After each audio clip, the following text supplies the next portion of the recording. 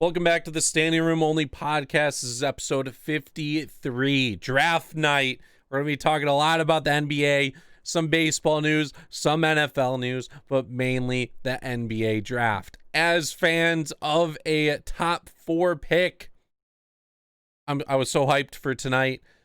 Want to get right into this.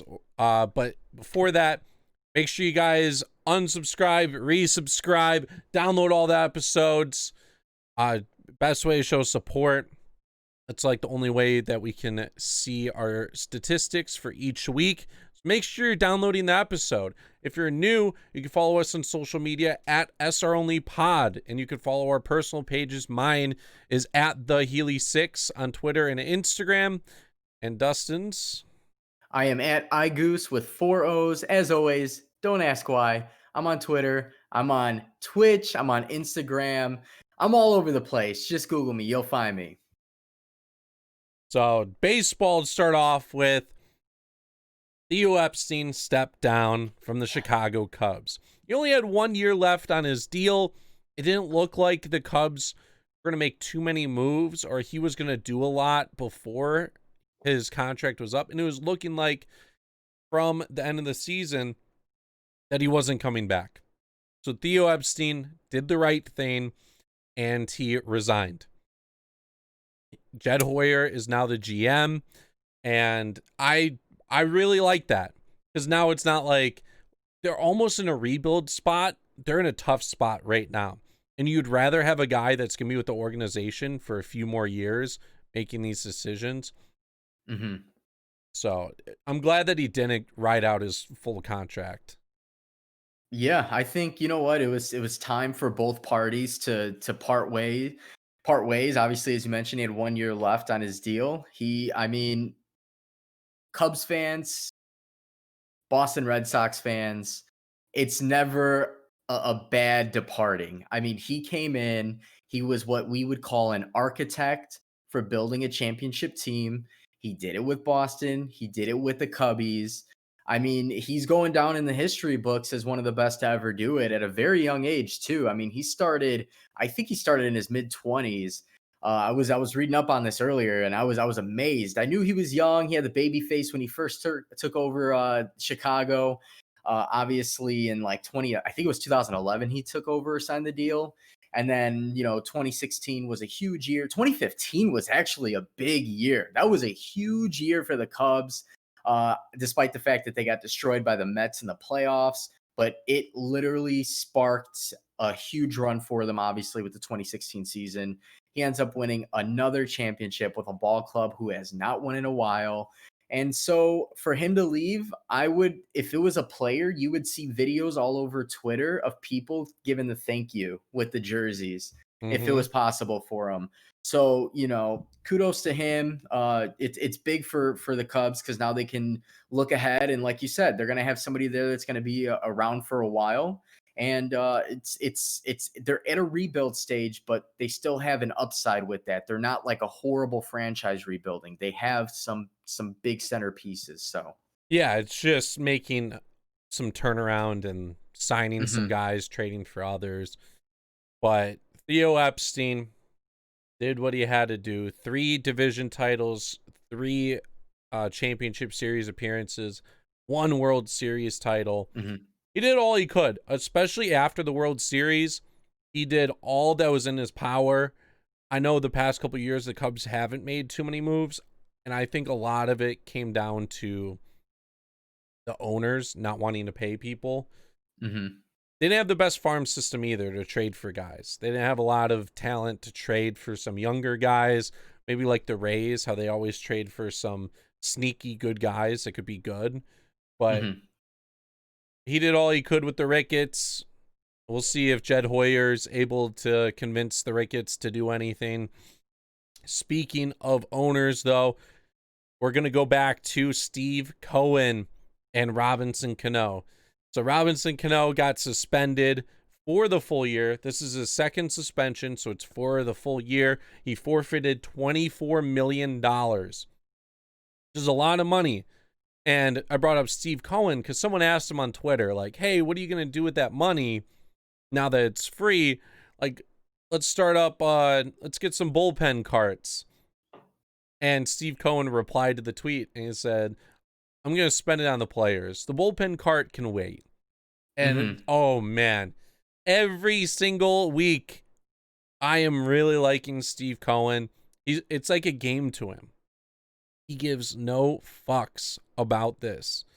He doesn't care if he makes money, but he's like, you know what? We got $24 million extra. I'm not going to just pocket this like the Wilpons might have.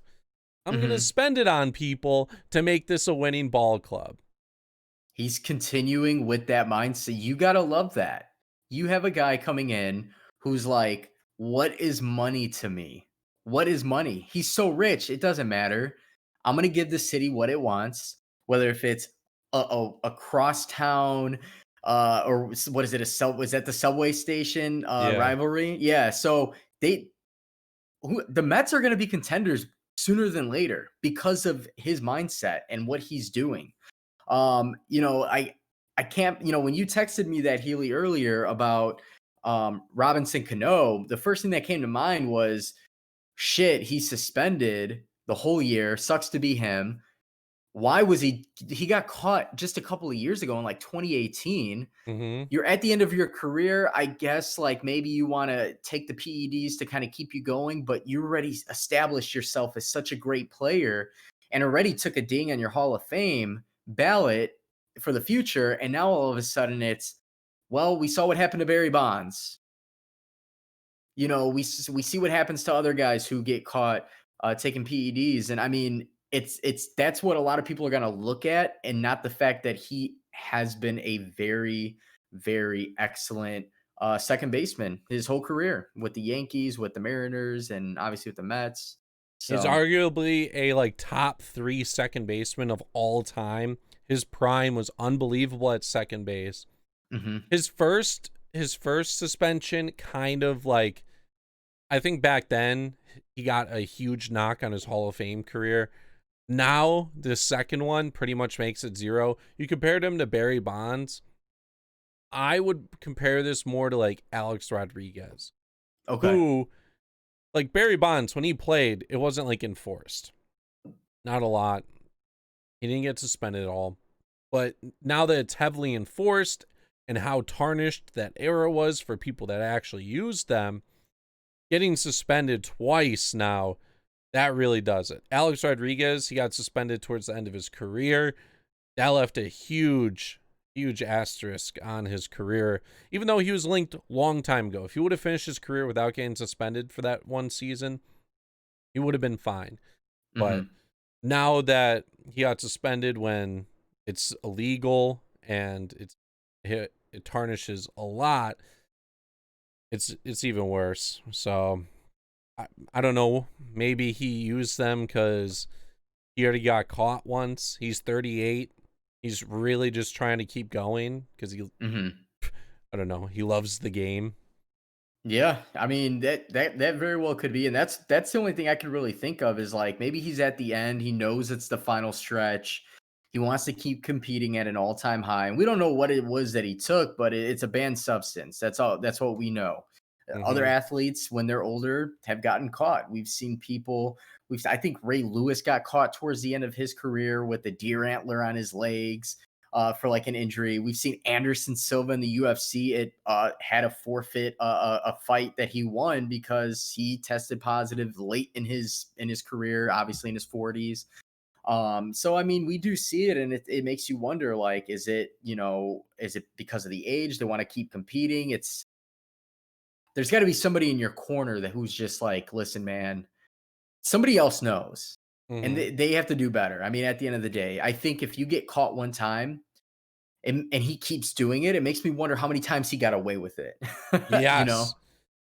To feel comfortable to go back to it. I Yeah. would be scared. Yeah, that's what my friend Mark was saying today. He's like, the second time getting caught, exactly what you said. How many other times in his career was he doing it and he didn't get caught? This doing it again, it wasn't like a slap on the wrist. He's like, okay, yeah, you got me. I'm done. No, it's he was continuously getting away with it. Yeah, yeah. And I think that's the story for Major League Baseball in general. We see it all the time. I mean, I'm not surprised to hear every single offseason or every single, at least once a year, somebody's testing positive for some sort of PEDs. So, Mm-hmm. so Robinson Cano forfeits over $20+ million. I'll take a percentage of that. I'll go up there. I won't hit any home runs. I'll bet at least a 200. I'm confident enough in that. Besides that, there's not really other baseball news besides Theo Epstein stepping down. I know we talked last week. Jose Um, Abreu, you want to give him a shout out real quick? Jose Abreu, Mr. MVP. So Jose Abreu did get the votes for AL MVP. Excellent, well deserved. Watching his video of him receiving the news was very heartwarming, heartfelt. He was just super happy being a player born in Cuba and coming over later in his career to play in the Major League Baseball level, and just night in, day out, just giving it his all. I mean, he's been doing pretty damn well ever since he came here, and obviously it was well deserved. So big shout out to Jose Abreu and to this lovely White Sox offense that we're gonna have moving forward. Yeah, I wasn't expecting him to win it. I know he had a fantastic year, but with such a short season, DJ LeMahieu had a fantastic year. He Jose did. Ramirez had a good year. Both of those guys were like up there in WAR, and I thought they were going to get the nod because they played other positions compared to first base. But first baseman won both the AL and NL MVPs. Freddie Freeman took home the other one. Yep. This is the first time since 2006 that both players were first basemen, Ryan Howard and Justin Morneau. It only happened a couple other times as well throughout history. So, yeah, first baseman, they don't get a lot of respect because they play kind of like DHs, but they're on the field. They don't get as much respect because they are supposed to be hitting, but they don't play like a valuable defensive position. Mm-hmm. So, yeah, that is all the baseball news. Now we get to talk about what we're all excited for, the NBA draft. We've been talking about the NBA draft for what feels like a couple months. We've been Yep. speculating on who we've wanted for the Bulls to get, and just briefly talking about it here and there with mock drafts and whatnot. But it finally happened, and boy, was it, outside the first two picks, it was kind of weird to see where people landed. So Anthony Edwards, Lamelo Ball was the projected first round pick for a long time. Anthony Edwards came in, stole that, got drafted number 1 overall, which I felt like was a more what do I want to go with? Like reliable, not reliable. More secure pick. Lamelo, you don't know what you're going to get with him, but he could either be one of the greatest players of all time, or he could be a complete bust. So Anthony Edwards went number 1. I'm surprised the Warriors got their number 2 pick off, and they went with James Wiseman. We were hearing for the past couple of days, the Bulls wanted to trade up. Yep. Number 2. They either wanted James Wiseman or they wanted LaMelo Ball. And they were going to give up Carter Williams. Or, not Carter Williams. Wendell Carter. Yeah. Wendell Carter. Not Michael Carter Williams. He's long Wendell gone. Carter, the center, which would have been good for the Warriors because they would have fell back in the draft a couple picks, picked someone else that they wanted, and they would have gotten in the center that they were looking for. Instead, they draft James Wiseman. And I don't know. I really wanted the Bulls to draft either trade up and get Wiseman or Melo. They didn't do either. The Hornets got LaMelo Ball. So LeVar and Michael Jordan, they get to interact some here and there now. Yeah, I don't want to say I was slightly shocked and utterly disappointed. And maybe the Bulls organization knows something that we don't with Patrick Williams going number 4. I personally was shooting for James Wiseman or Lamelo Ball. I thought for sure it was going to be a lock. We saw Klay Thompson get hurt today. So I thought the Warriors' best bet right now is to trade, swap 2 and 4, give the 2 pick to the Bulls, get the Bulls number 4 pick, and then get Wendell Carter. Because now you got a number 4 pick and you can get another young, talented player out of the draft. Didn't happen. We don't know the injury with Klay Thompson yet, so I'm sure they're not jumping the gun. It was not the same knee or the same leg that he hurt last season before. It's a torn Achilles. Oh, it is. Yes. They confirmed it. Yes, pretty much. Yes. Oh no. Oh man, that's horrible news. So horrible, he's horrible about to news. miss a second season now. Wow. Prayers to that man. That is a very talented player with very unfortunate luck. Wow. Hope for a speedy recovery for him, man. That's tough. That's very tough. I was really excited for the Warriors to come back this year, rebound, get all their guys back, and compete for a title. Like now they're looked at as the good guys again. I was really hoping for some good battles between the Warriors and the Lakers. But unfortunately, we're going to have to wait. Yeah. I mean, they'd have to make a major move somehow by moving Andrew Wiggins. Andrew Wiggins is not it. I love Andrew Wiggins. He's a ball player, but he's just not it. He doesn't have it, whatever it is to win. But yeah, I mean, Steph Curry is going to have to, show up and show out every single game. James Wiseman, they have to hope is a stud from the get-go, like a Karl Anthony Towns was. That's tough, man. That's very tough. I did not realize that it was a torn Achilles. I know they said that it was going to be tomorrow, but apparently they already looked at it, and that's tough.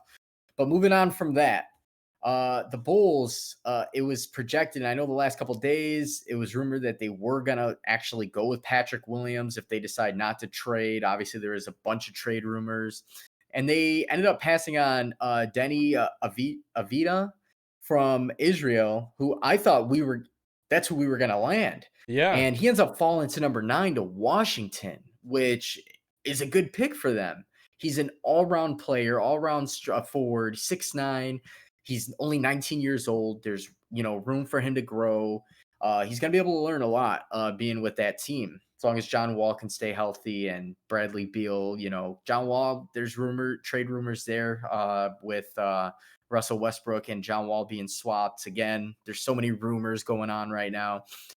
But definitely the Bulls pick was my most surprising pick. 1, 2, and 3, I wasn't too surprised on, as you mentioned. Anthony Edwards being the sure play.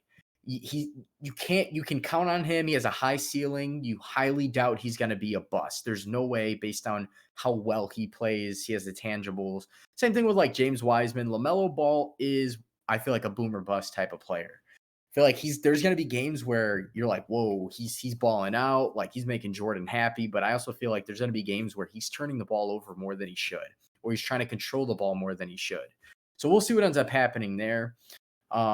Obi Toppin was another one I was looking at, got drafted by the Knicks. I'm a huge fan of him as well. So I know it's round 2 right now, or are they at the end yet? Yeah, they're at the end. So the first round did complete. We did see in the last week, though, a bunch of trades. Familiar faces in new places. For starters, Dennis Schroeder on Oklahoma City Thunder got traded to the Los Angeles Lakers, swapped for Danny Green and the first round pick of this year's draft. Yep. So OKC is loaded with draft picks. I'm talking loaded from now until like 2025 or some weird year. So they did manage to get Danny Green, who obviously got flipped. Who got flipped. So there's so many different Oklahoma City Thunder ended up trading trading away Chris Paul to the Suns with Aldo Nader, and in return they got Kelly Oubre, Ricky Rubio, who ended up getting flipped tonight over to the Timberwolves. They ended up getting a future first round pick from the Suns as well, 2022, which the Suns might be good at that point.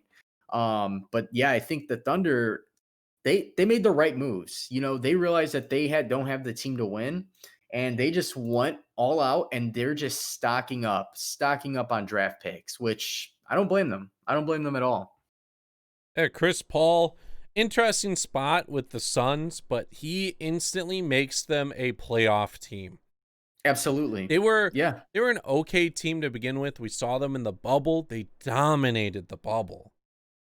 They were winning games. And Chris Paul, the veteran leadership, he's still playing very well.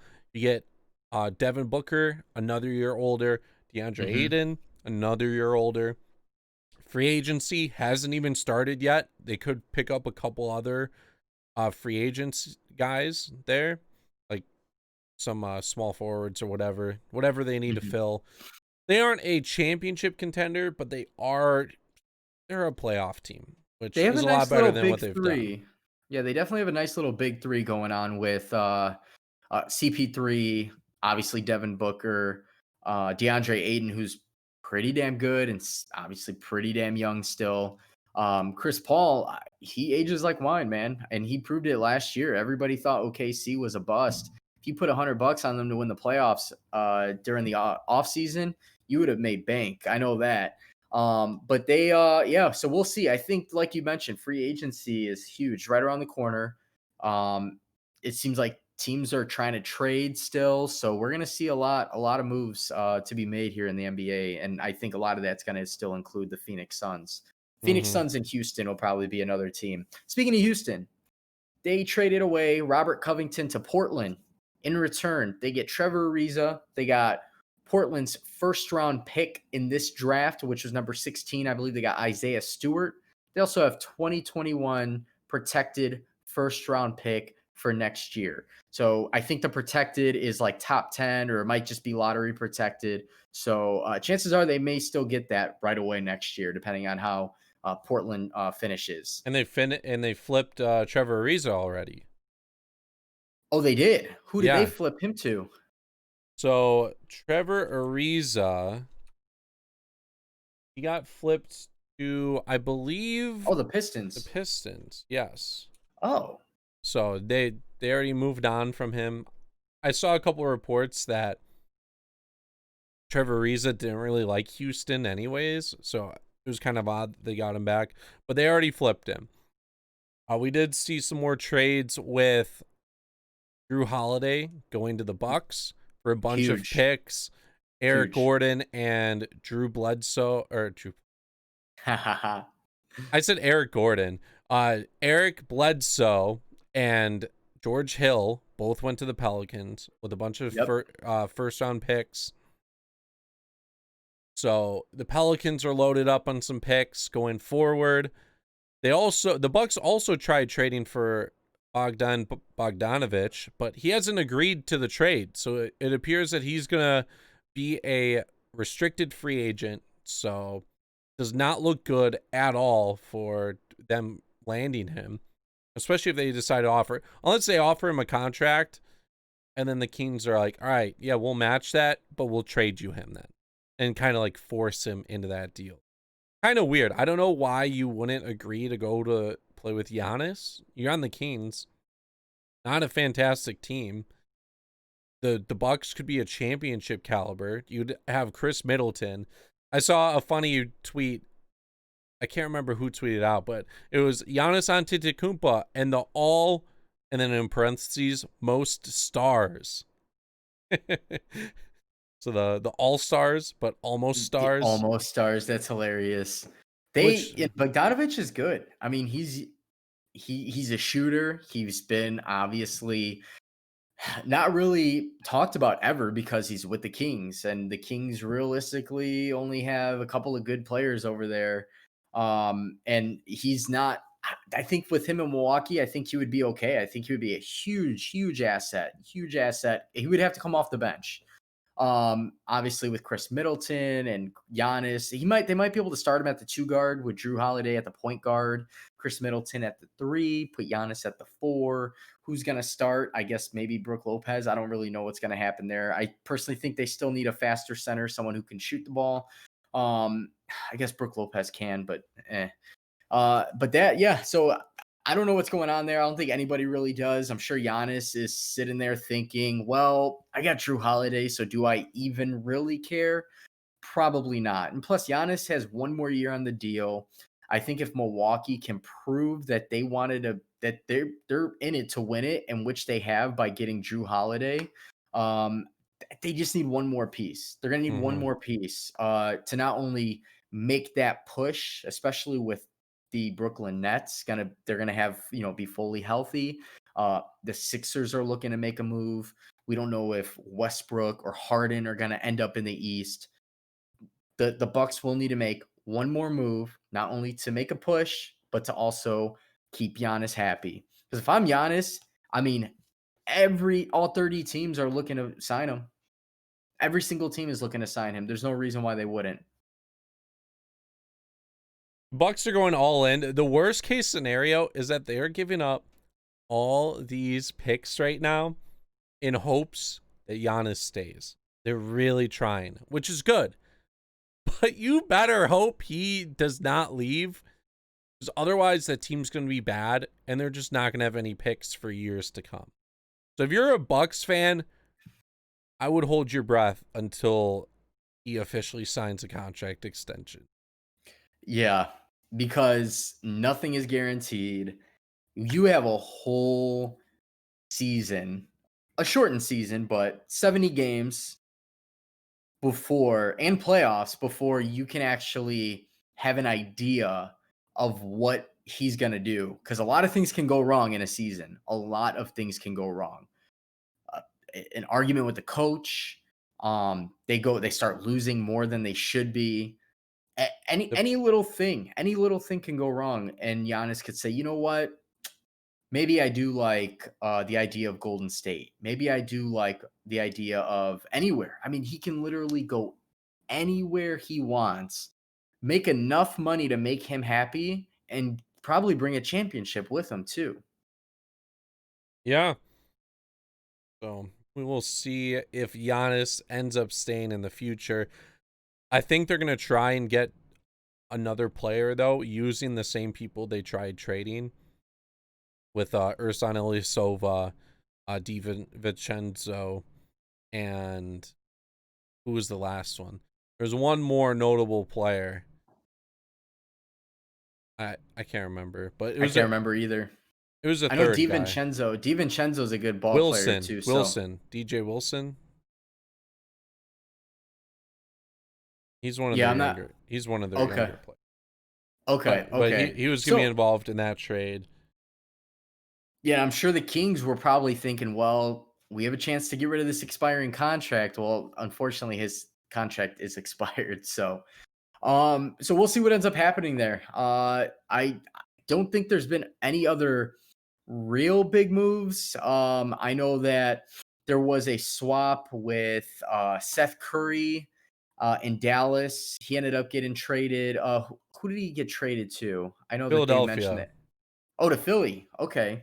Yeah, so Philly got rid of that huge cap space that Al Horford was clogging Oh, up. yeah. Which the Thunder, they're like, okay, yeah, we're gonna be bad. We'll eat all that up for you. They gave up a first round pick as well, so that the team would take him. They also got Danny Green. They got Seth Curry.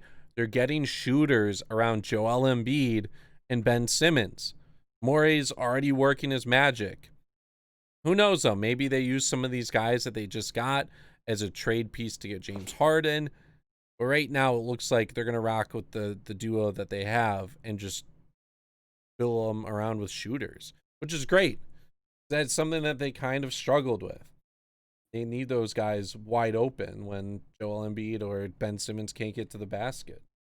Yeah, and Al Horford is a liability. The dude is getting older. They had him and Embiid on the court at the same time. Horford would be playing the power forward.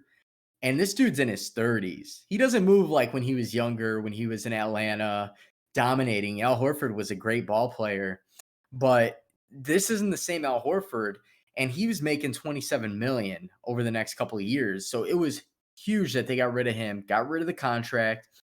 They ended up, I think the big difference between Danny Green and Terrence Ferguson with that swap, they ended up saving like 11 or 12 million dollars, which is huge. Mm-hmm. That's huge, especially when you want to bring in a guy like James Harden. If they can somehow swing James Harden in there and afford it, it's going to be a very dangerous team. I do feel like it's going to be Houston 2.0. But here's the big difference. They have Joel Embiid, who is arguably the best center in the game when healthy and competing.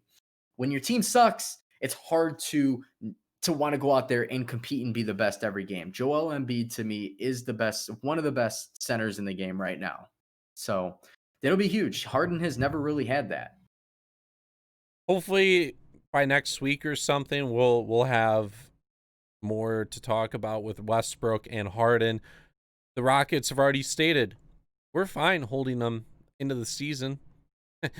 So they want a good haul back for both James Harden and Westbrook. I think Westbrook will be dealt.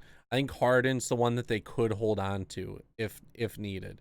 He's not really trying to get out, but we'll have to see with that. Talking about going back to the draft, because I didn't get to talk about what I wanted to. The Bulls. Their second round pick, they just drafted a 6'11 center out of Serbia. So he can run the pick and pop. He's 6'11, 215. Weird how he weighs that little. But another center on the team, a little interesting with both Wendell Carter and Daniel Gafford.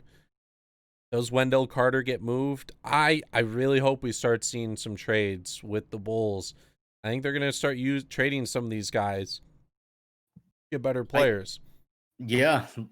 I know everybody was, even, I'm guilty of it too. Everybody was hoping to see trades today, the draft day trades, right? The Bulls make a big trade, they trade up. They get, Kemba Walker was rumored apparently. Apparently they asked about Kemba Walker, which I don't know if he's the answer.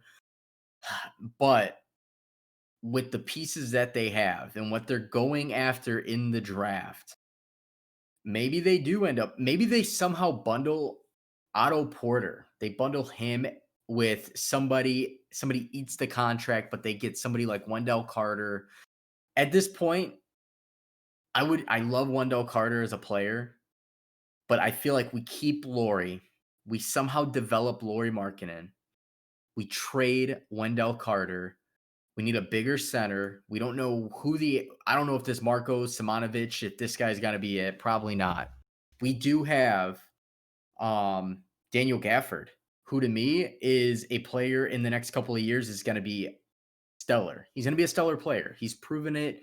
And when he gets time in games, he's a shot blocker. Doesn't really shoot the ball, but he's a paint presence. So it's like your classic center. Marketing can stretch the floor. We don't know what's going to happen with Levine. Levine has been in trade rumors for the past couple seasons, unfortunately. And every game he comes in and he balls out, which tells me that his trade value is through the roof. There are teams who are probably looking to eat up anything they can, throw anything they can just to get Levine. Kobe White's got to stay. That's my biggest restriction. Unless you get an all-star point guard, Kobe White to me is going to be the future of this franchise. So yeah, to me it was Kobe White and whoever they drafted tonight. But after the draft, it's only Kobe White. I don't understand the number 4 pick. They drafted a small forward, which is good. The Bulls need a small forward. Denzel Valentine, not good. Otto Porter, not going to be here for a while. Mm-hmm. So they went with the small forward. But instead of like Denny, instead of like another small forward type player, maybe, or like Obi Toppin, drafting him, they went with Patrick Williams, the Florida State guy who never started a game averaged 9 points a game, and he got drafted number 4. I get that he's great defensively, but I just don't know. If he's awesome, cool. I'll eat my own words. I'll enjoy it. But for right now, it feels like Mitch Trubisky all over again with this. That's so funny. I was just about to ask you if this is what it was like when the Bears passed up on talented quarterbacks and got Trubisky. I'm dying right now. So it's hard because you read about these players in the draft because everybody's going to have pros and cons. He was sixth man of the year, ACC sixth man of the year. He only averaged 9 points a game, 4 rebounds. He did average a block, 1.1 in 22 minutes, right? So he's a big small forward. He's 6'8". I guess that's like your average height for small forwards. He has the ability to pull up and shoot jumpers. He's a slasher, I guess. The biggest thing that they talked about was his defensive ability and his size, his strength, and his ability as a defender to attack, to protect the rim. I just don't know if he's worth a fourth overall pick. They could have Oh, traded down and he's still picked him up. You know what? I change everything. He's got the same birthday. He's August 6th. He shares my birthday, so he's probably going to be the greatest player ever. Okay. So but no, I don't know, man. I remember I just was like watching it and I was sitting there and my jaw dropped. That's the first reaction was, who is this guy? Like I thought for sure, if not him, if not Denny, it would be like Obi Toppin or somebody that was talked about. But and I know they've been talking about it in the last couple of days. They had a workout with him. There's something that we don't know. With this new, with Arturis and Eversley, like all these other guys, the new talented front office geniuses, I'm gonna call them. I think that they know something that we don't. So I'm just gonna trust the process. Yeah. I just Still really hope, upset. not wishing ill will, but I was really hyped to get Denny. I just hope he doesn't turn into a superstar or something. That would eat me alive. Just how Deshaun Watson, after watching him beat Alabama, and me being like, yes, the Bears need to draft Deshaun Watson, and then they passed up on him. Deshaun Watson's not the best quarterback in the league right now. He's okay, but he'd Very be talented. way better than what the Bears have at quarterback right now. Exactly. Exactly. Which that's a whole nother topic. But I'm trying to think of the upside. The upside is maybe we do get a talented player here. I don't want to call him a steal. Maybe we get a talented player. Maybe he's somebody who is that guy who steps up in situations when we need him. Maybe he's not an all-star, right? Maybe he ends up being like a Draymond Green, but obviously a different position. We don't know. What we do know is the Bulls did not trade a very valuable asset in Wendell Carter, which tells me they now have Wendell Carter, who's been on the block. They have Zach LaVine. Do they package them? Do they trade in two different trades? We have the ability to get rid of and bring in talented players, guys who we know what you're going to get, not rookies, not freshmen, or I'm sorry, guys coming out into the draft. But now you have the ability to trade a Wendell Carter to somebody who's in need of a center. And what do they have in return for us? It's got to be positive. Maybe it's draft picks, hopefully not. We'll see what ends up happening. I'm trying to think of the bright side there. Probably a couple younger players, especially Levine. You're going to be getting picks and probably a couple young players who could do something, kind of like Yeah. how Kelly Oubre was tossed into the CP3 trade. I'm struggling to find a team. Like Bradley Beal could be a potential team, but at the same time, getting Bradley Beal and like swapping Zach LaVine, I don't know what the difference would be. Yeah, there would be no difference to me. I mean, both are great two guards. They both can score the ball. How does that help the team? It really doesn't. It Doesn't really really make doesn't. them better. The Bulls are So still a year or two out from like making a big push, but I'm really excited for the offseason and hoping that they start now and become a playoff team next year. eighth seed is not hard in the East. That's an accomplishment for this team who has been horrible the last couple of years. I like our future. I'm excited for the future. Lamelo Ball is obviously clearly out of the conversation, which to me secures Kobe White as our future point guard, unless we somehow trade and get somebody who's just a stud, a stud. So, RJ Hampton, I feel like fell a little bit. Cole mhm. Anthony, 15th pick. I thought he was amazing. Teams just must have passed up on him. Obi Toppin went to the Knicks, which interesting pick. They are in need of anyone. So they were just looking for the best available. But as like a power forward type player with Taj Gibson, Bobby Portis, and like a couple other veteran big guys, that was a little odd. But obviously those guys aren't going to be there much longer. And they aren't trying to be good next year. This is the start for what's to come. They already have Frank Ntilikina or whatever his name is. Mhm. His name's a little hard to pronounce, but Obi Toppin's there as well. Hopefully, the big man of the future. He's from Brooklyn, so it was cool seeing him get all emotional on TV. RJ Hampton fell to 24. The Bucks drafted him, but he was the Pelicans pick, and then the Pelicans traded him to the Nuggets. Who? So the Pelicans traded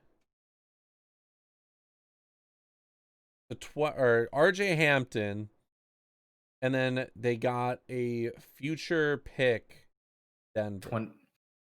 2023 first round pick, lottery protected first round pick. Okay, Not a bad trade. no, not at all. So he was another one that fell a little behind.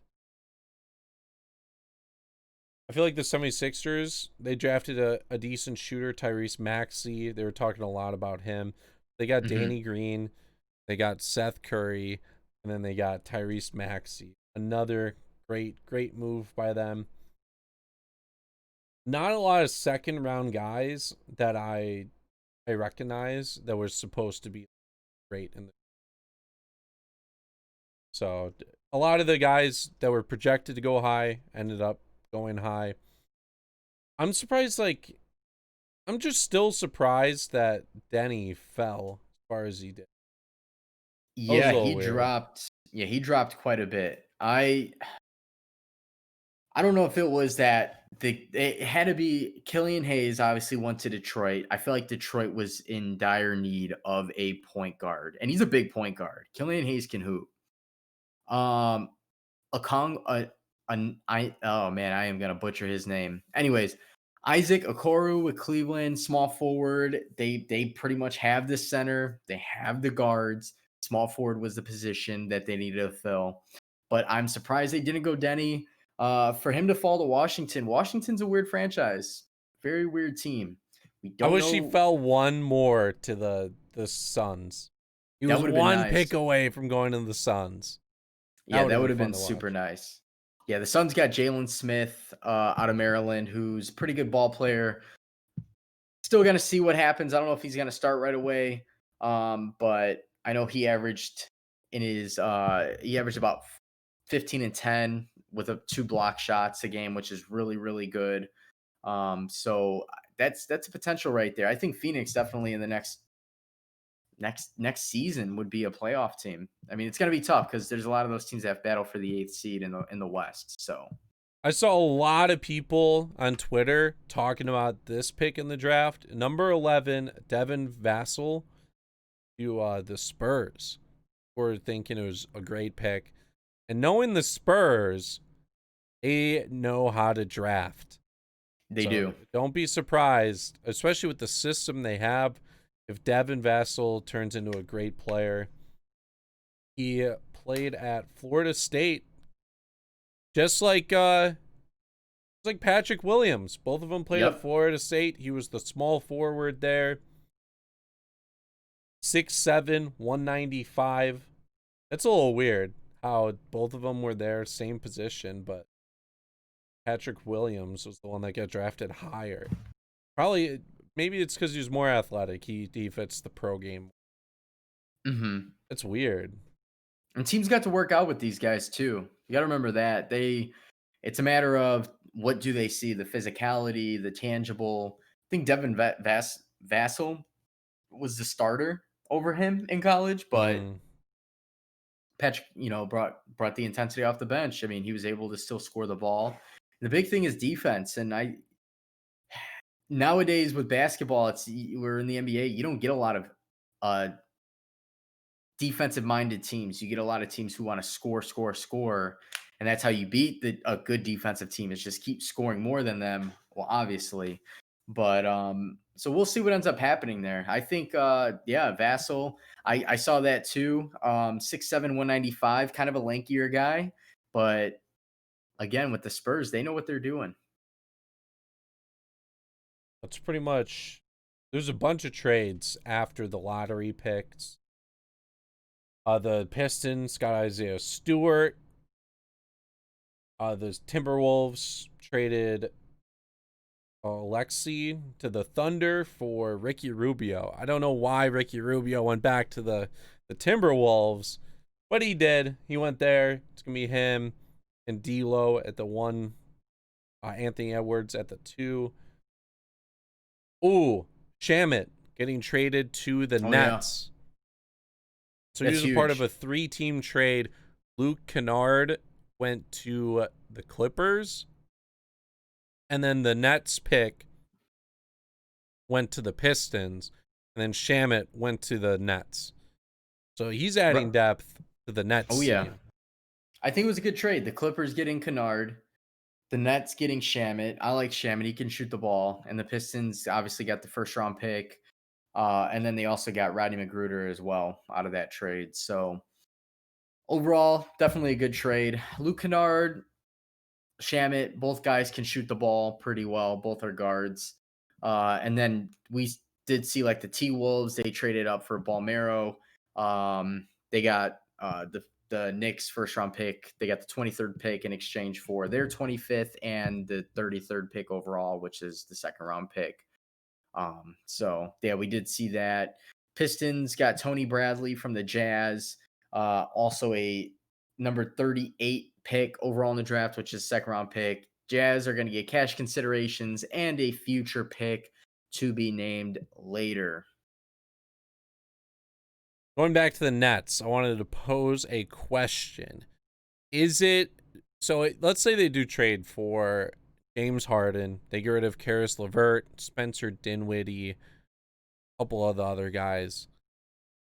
Would you rather have all the people that they have now and like the solid depth to go along with Kyrie and KD, or would you go with the James Harden trade? Ooh, that's tough. It all depends on who's really dealt for James Harden. I feel like if they have to give up Jarrett Allen in that trade, who's a monster in the paint, then that might be a problem because who's really going to be in the paint? Kevin Durant's a liability. I know he's lengthy, he's got size, but he's not really going to hold it down in the paint, especially coming off a major injury. If it works out and they do have to trade Karis LeVert and Spencer Dinwiddie, I don't think it's a problem. I don't think it's a problem at all. Both of those guys are studs. I don't know. Is Harden the problem is the question. I think that's the biggest question because if it is, it's going to go to no matter what team he goes to. Because personally, I don't know how many Nets games you've watched. I'm a huge fan of Karis LeVert. I like Spencer Dinwiddie. Spencer Dinwiddie's good. But Karis LeVert he's a dog. This dude continuously, when everybody was out, when Kyrie was out, when Durant obviously was out the whole year, he was putting up multiple 30-point games. I'm pretty sure he topped 40 points a couple of times. He might have even scored 50 points. I could be wrong in at least one game this past year. a super talented player. I feel like they can win without Harden in the East. Mm-hmm. Harden is great. Harden is a floor general. He can score the ball. He can get to the line at will. He can get to the paint, to the hoop at will. But when it comes down to winning ball games, I don't know if he's part of that formula.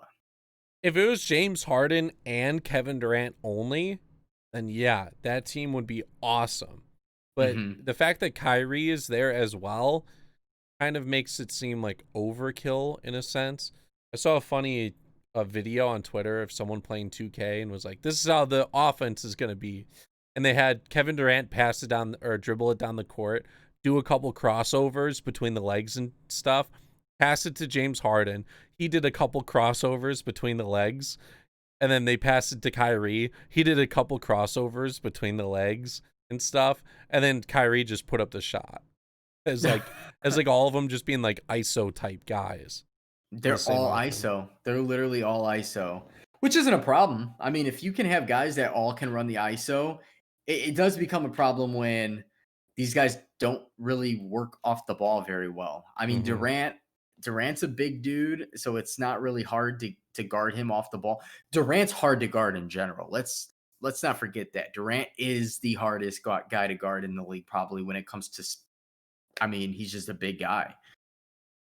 So you're right. It would be overkill if James Harden did go to this team that has Kyrie. Kyrie is he's not Steph Curry.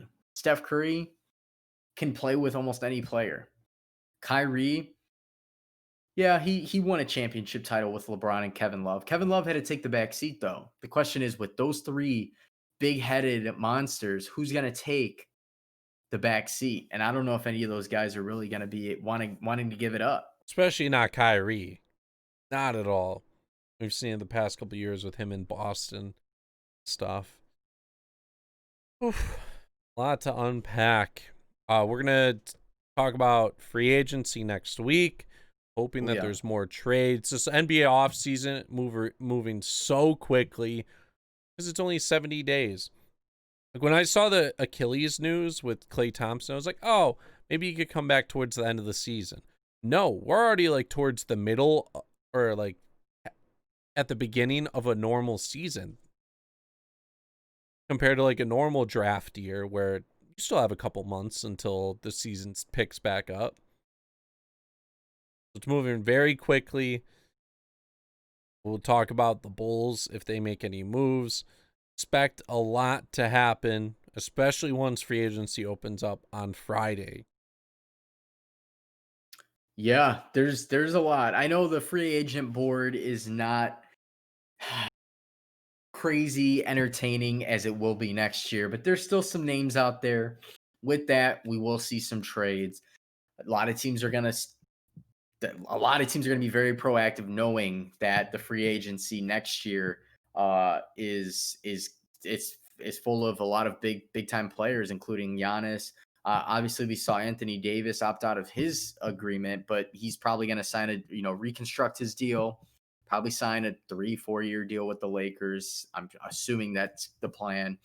But yeah, we'll see. That's next. Is that Friday? Yes, Fridays when it starts back up.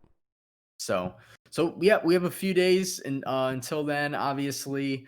So I'm pretty sure by next week this time we will have seen the finalized roster for most teams. We're about a month away from the start of the NBA season.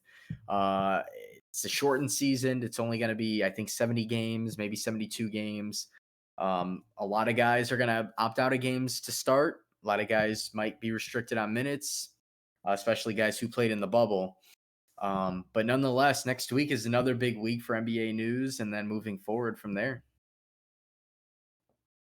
Moving on to football. Don't have too much to talk about this week. We didn't really plan on talking about too much due to a lot of draft day talk. We'll start off with Drew Brees being out for the Saints. Are you Oh worried man, at all about Brees being out worried for the team or for his career? for the team? It it's tough because obviously they have very talented players. Michael Thomas, though, we don't know. He's back, but we don't know what's going on. Either he's already expressed, it seems like, that he's done with the Saints, according to the media, because that's what the media does. Nonetheless, he's very talented. Kamara is very talented. We saw what Jameis Winston did with the Bucks, who were loaded with talent around him. Do I think he's a good quarterback? No. Do I think he's a bad quarterback? No. I'd say he's right in the middle. He's mediocre. He has a good opportunity. They obviously have Hill, who can come in and probably run the Wildcat, throw some balls, and they're going to utilize him. I would expect Hill to be utilized. Am I worried for the Saints season? I'm going to say no, simply for the fact that their defense has stepped it up so much this year. And I know that they've had talented defenders in the past couple of seasons, but this year, their defense, besides a couple of games like the one against Green Bay is just too overpowered at times. That was one of those games. I think the Saints, if they can still manage to win a couple of games, they're a playoff team. Winston just has to limit his mistakes. That was his problem with Tampa. Sure, he passed for 5,000 yards. Sure, he had over 30 touchdowns. But the problem was he had like over 20 interceptions, which is a problem. Luckily, this defense is going to be able to get them in good field position every time they get the ball, generally. And they just have to know how to work Alvin Kamara, and Michael Thomas has to get in the mix. If those two can get going, it doesn't matter who the quarterback is. They're not Drew Brees, or Winston's not Drew Brees, but if they can hold off until Drew Brees comes back by the end of the year. We saw it last year with Teddy Bridgewater. Teddy Bridgewater went like 6-0. Not the best quarterback. They have a great system there, especially because Drew Brees nowadays, he has like the lowest passing air yards in the NFL. Mm-hmm. So they'll work around, especially because they play a dink and dunk offense. Regardless, the 9-0 Pittsburgh Steelers are going up against the 1-8 Jacksonville Jaguars this week. Before I even wanted to talk about this week's games, the Bears are 5-5. They're on a bye week. I don't have to watch them this week, which is great. I don't have to watch them play football. Matt Nagy finally gave someone else the play calling. Did it change much? Early on in the game, it seemed like it did. They were moving the ball. They were moving the ball a bit. It's just their quarterback play, their offensive line. It looked better in this new offense, but the team is still the same trash that they've thrown out there all year so far. It's bad. It's super bad. I don't know. I said it before the game against the Rams. I say it every week. This is their stretch of a true test to see what Bears team, if they were a good 5-1 team, or if it was just a mistake that like the football gods were just like, these teams are just not going to show up in the fourth quarter that you played. And it's proving that they truly are not the 5-1 team that they started off as. Clearly, I mean, they've lost the last 4 games in a row. They're on the bye week. Guess who they have coming out of the bye week? Green Bay. They have Green Bay, which should be on Thanksgiving. A little upset it's not. They have Green Bay that Sunday. They have Green Bay again towards the end of the year. I'm pretty sure they still play Minnesota again, Minnesota's not bad. Minnesota's not a bad team. And they lost to them just now. They just lost to Minnesota. They do have Jacksonville as their last game of the season. But even then, Jacksonville has proven to give teams to be a headache with some teams. I wouldn't be I'm not saying it as the Packers only because the Packers won by 4. But I just feel like Jacksonville is one of those teams where when Gardner Minshew's actually in, he can actually get that offense going. What I'm saying is there's no easy wins for the Bears, especially moving forward. Trubisky's hurt. Nick Foles, do we know what his injury is? He got carted off. Oh man, if they have Tyler Bray starting up against the Packers, we'll probably hang out and watch that game, but man, do I not want to. I don't want to watch that. But the thing is, though, the Bears defense can make anything happen. The only reason why the Bears even have any wins is because of the defense. So I don't want to count them out too early with the extra playoff spot, with the extra wild card spot. I don't want to count them out early. But unless Mitch Trubisky can get back in the game, I don't see them doing anything. You gave offensive play calling to the offensive coordinator, which they should have. I think they need their gamer and their playmaker back on the field, and they need to allow him to move and use his legs. Allow Mitch Trubisky to run the fucking football. Allow him to scramble out of the pocket. Like, it's frustrating as a Packer fan to know what the Bears need. Like, I see it. I see the piece that they're missing. Mitch Trubisky is not a Deshaun Watson. Mitch Trubisky is not a Pat Mahomes. What does Mitch Trubisky have? He's got a defense that gives him a damn good fighting chance every single week, who gives him the field position that any team, offensive team, fucking wishes for. You know, they could start at midfield. They have a great special teams. They have Cordero Patterson, who returned a kick.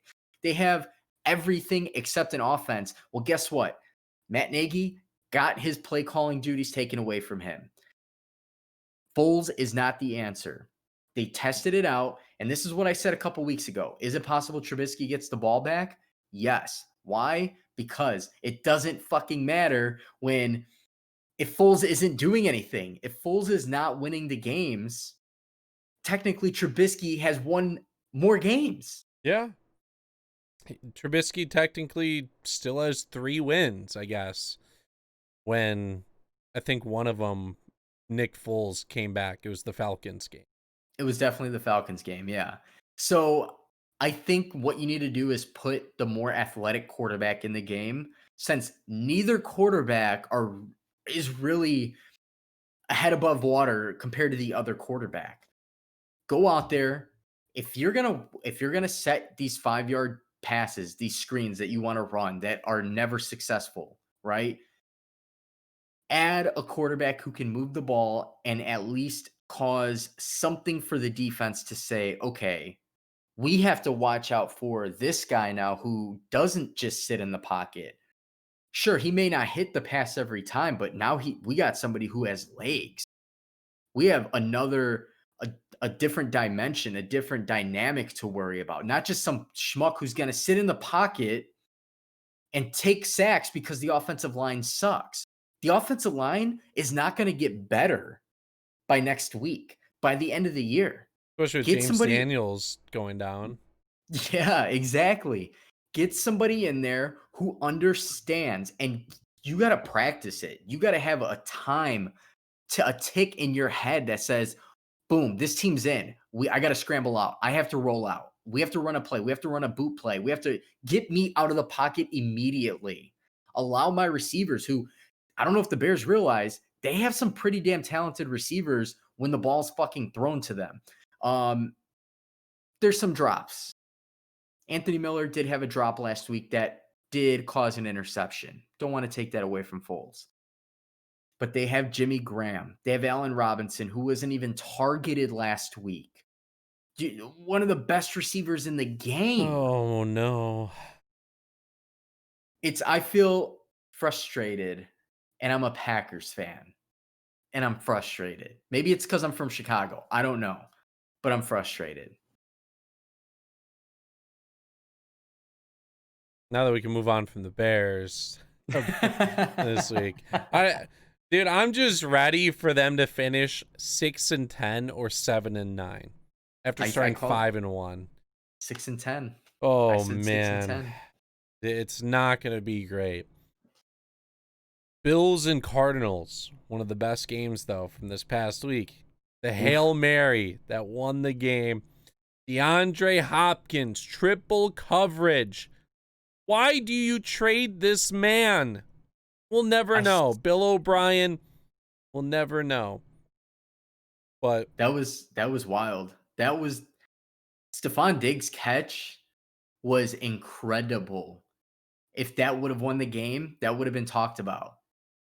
Nobody even knows about it I because don't. Oh man, it was a good play, good throw.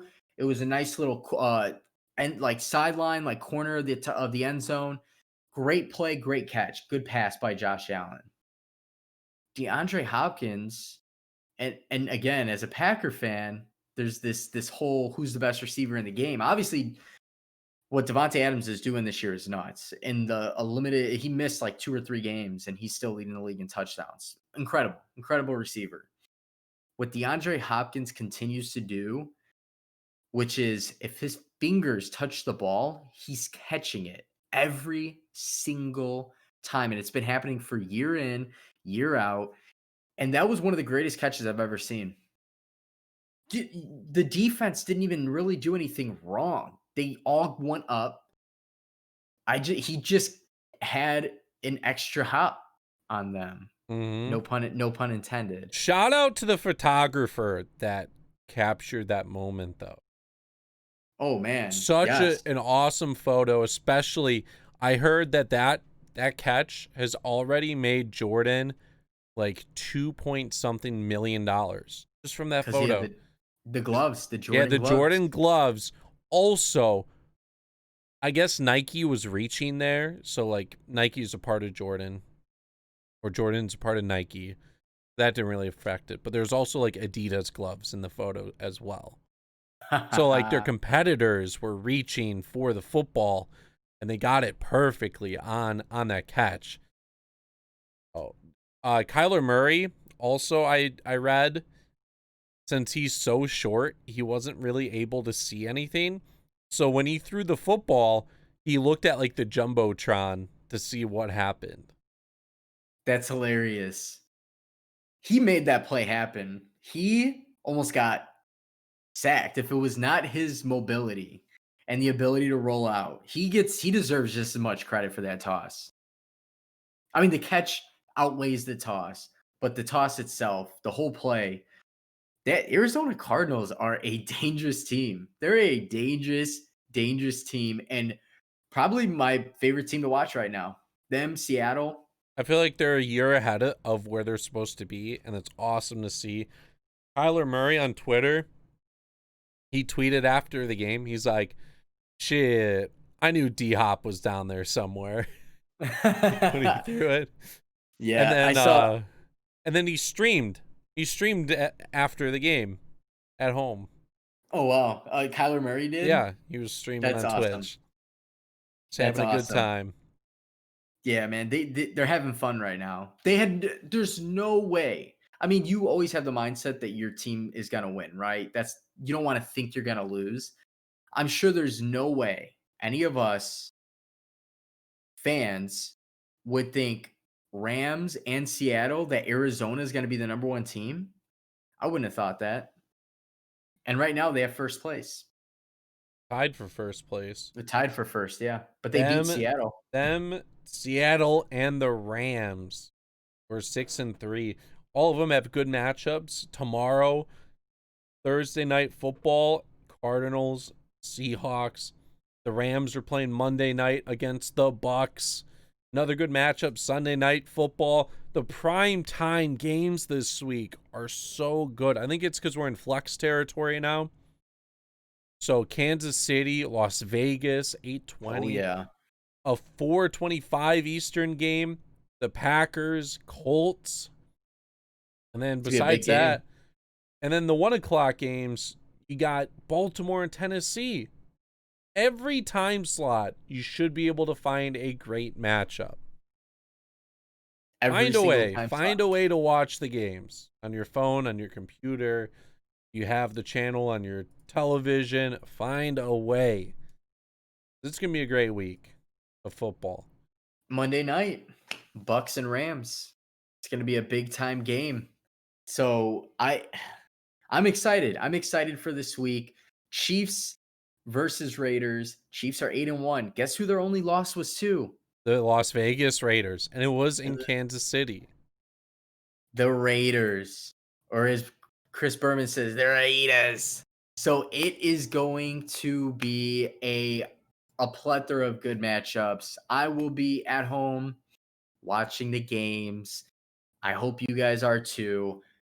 I will be posting my FanDuel lineup. I did not do it this past week. I had so many lineups because I just did not feel confident. And to be honest, none of my lineups hit because that's just the way it goes. But I do have a lineup right now, waiting to hear what's going to happen with a couple of different players. I know Christian McCaffrey's out again. So Mike Davis might be a for sure play. Antonio Gibson against Cincinnati is one of the cheapest yet high scoring players every week. With that team, with Antonio Gibson and JD McKissick, I almost feel like you can play both of them because one running back gets 15 passing targets. The other one is getting goal line work. It's a great 1-2 punch against a Cincinnati team that gives up some yards, that gives up some points. And guess who's there? Guess who's back, baby? Alex Smith throwing for 65 passes. Maybe this game he'll throw for 100. Who knows? We don't know yet. We don't know. But those are going to be some guys to look out for. Just be on the lookout on Twitter, maybe Instagram, but for sure Twitter. I'm going to post I like to post multiple lineups to find the right way to win $1 million, because who doesn't want $1 million? That's a great way to wrap up this week. Hope you guys enjoyed all the draft talk. We're going to be talking about NBA pretty much nonstop the next few weeks up until the season, with all the trades and free agency. So as always, make sure you guys download the episode, subscribe. It's the best way to show support. Follow us on social media at SROnlyPod. You can follow our personal pages. I am at the Healy6, Twitter and Instagram, Healy6 on YouTube and Twitch. I am iGoose with 4 O's on Instagram, Twitter, Twitch. Probably find me on TikTok somewhere too. So thank you guys for tuning in. Make sure you hit that download button. We will see you guys next week.